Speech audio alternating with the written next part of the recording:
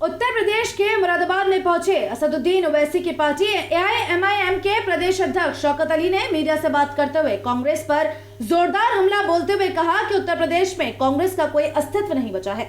शौकत अली ने कहा कि उनकी राय है कि 2022 में होने वाले विधानसभा चुनाव में कांग्रेस मुरादाबाद सहित पूरे उत्तर प्रदेश में कहीं से भी अपना उम्मीदवार मैदान में न उतारे।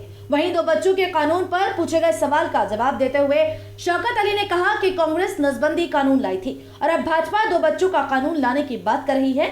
दोनों ही एक सिक्के के 2 पहलू हैं। ओवैसी के पार्टी के प्रदेश अध्यक्ष ने कहा कि मुसलमानों को भाजपा कभी टिकट नहीं देती है, हम चुनाव लड़ाते हैं और जिताते भी हैं। धर्मांतरण प्रकरण पर बोलते हुए कहा कि यह मामला कोर्ट में ठहरेगा ही नहीं, दोनों लोग बाइज्जत बरी होकर बाहर आएंगे और इस्लाम के अंदर जबरदस्ती होती ही नहीं है। मुरादाबाद पहुंचे शौकत अली ने उन्हीं की पार्टी के एक नेता द्वारा कुछ दिन पहले दिए गए उस बयान का बचाव किया जिसमें उनकी पार्टी के नेता ने यह कहा था कि 100 करोड़ मुसलमान हैं। उन्होंने अपनी पार्टी के उस नेता का ये कहते हुए बचाव किया कि जो मामला कोर्ट में चल रहा है उस पर वो कोई टिप्पणी नहीं करेंगे। फिलहाल उत्तर प्रदेश में 2022 में आने वाले विधानसभा चुनाव को लेकर सभी राजनीतिक पार्टियां सक्रिय हो चुकी हैं और असदुद्दीन ओवैसी भी अब उत्तर प्रदेश के मुस्लिम बहुसंख्यक वाले शहरों की तरफ रुख कर रहे हैं।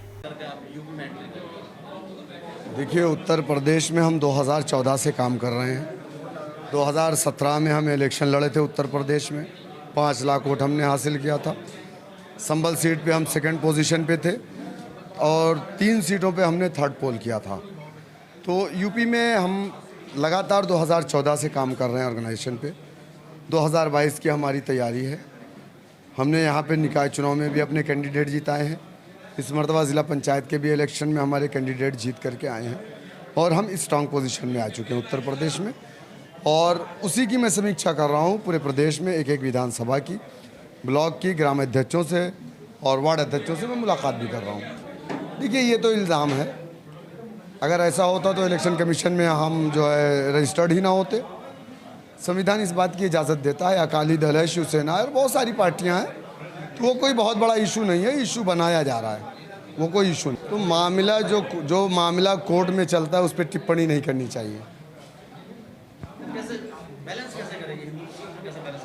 हमारे साथ हिंदू भी है, मुसलमान भी है, सारे लोग हैं। ज़िला पंचायत के इलेक्शन में हमने 6 हिंदुओं को जिताया है। हमारी पार्टी में, हमारे ऑर्गेनाइजेशन में, विधानसभा में भी हमने टिकट दिया। ठाकुर को दिया, ब्राह्मण को दिया, बैकवर्ड को दिया, एससी को दिया। ऐसा नहीं है बीजेपी नहीं देती है मुसलमानों को टिकट, हम देते हैं सबको। वो मामला कोर्ट में नहीं रुकेगा और इंशाअल्लाह उमर गौतम साहब बाइज्जत होकर के बरी होंगे। चूँकि जो इल्ज़ाम उन पर है, देखिए मैं आपको एक चीज़ साफ कह दूं कि इस्लाम के अंदर कोई ज़ोर ज़बरदस्ती नहीं। हमारे पवित्र ग्रंथ में कहा गया ला इकराह फिद्दीन, दीन इस्लाम में कोई ज़ोर ज़बरदस्ती नहीं।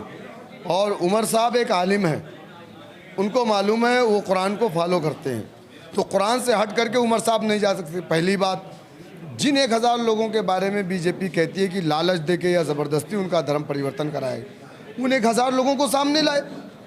अभी लगातार लोग सोशल मीडिया पे बयान दे रहे हैं और कह रहे हैं ये उनके ऊपर इल्ज़ाम है। कई हमारे नॉन मुस्लिम भाइयों ने भी कहा कि मैं उनसे मिला हूँ, 5 साल से जानता हूँ, कभी उन्होंने मुझसे ये बात नहीं कही। वो एक अच्छे आदमी। तो बीजेपी का ये पॉलिटिकल स्टंट है। बीजेपी चूँकि 2017 में जो वादा उत्तर प्रदेश की आवाम से किया था, उस वादे में पूरी तरह फेल रही। कोरोना काल में इन्होंने ना ऑक्सीजन दिया, ना दवा दी, ना इन्होंने बेड दी, ना हॉस्पिटल में दिया, कुछ भी नहीं दिया। इन्होंने सिर्फ 5 साल तक हिंदू मुस्लिम की सियासत किया है। अब ये अपने किए गए सारे वादे में फेल हो गए, सरकार फेल हो गई। तो जाहिर सी बात है, आवाम के मुद्दे को भटकाने के लिए इस तरीके के मुद्दे ला रहे हैं। देखिए,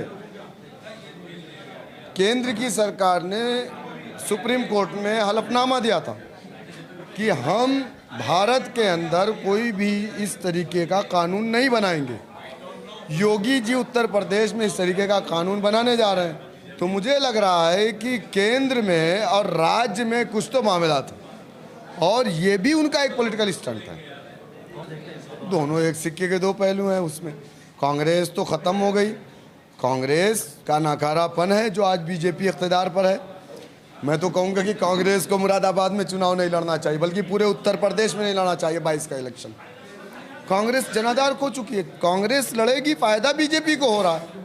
2019 के इलेक्शन में आपने देखा जहाँ जहाँ कांग्रेस ने अपने उम्मीदवार खड़े किए वहाँ पर बीजेपी, राहुल गांधी अमेठी से चुनाव हार गए, जहाँ 9% मुसलमान, जहाँ 52% मुसलमान 8 लाख से जीत गए।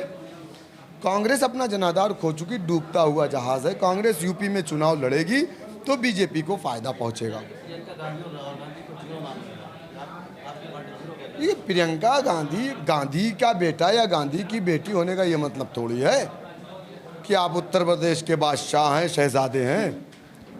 तो प्रियंका गांधी से और राहुल गांधी से कुछ होने वाला नहीं है। अब कांग्रेस डूबता हुआ जहाज है और जो इस पे सवार होगा वो भी डूब जाएगा।